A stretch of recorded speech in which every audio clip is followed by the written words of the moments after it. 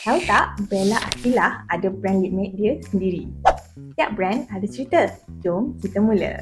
Brand ini dinamakan Belova, gabungan daripada dua perkataan, Bella dan Love. Satu nama yang lembut tapi penuh makna. Simbol kasih sayang, kekuatan dan juga keaslian seorang wanita. Kami di Key Studio bantu create idea ni supaya Love tu bukan sekadar nama, tapi jiwa untuk seluruh brand.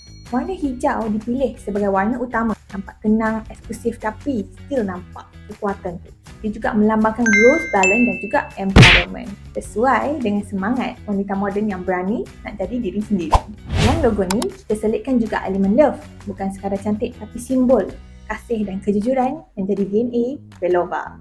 Dari nama, warna sampai ke logo, semuanya dibina untuk tunjukkan satu perkara. Being authentic is the real luxury. Inilah dia, Belova. Di Key Studio, kami bukan sekadar bantu cipta nama atau logo, kita bantu hidupkan balik makna di sebalik setiap jenama tu.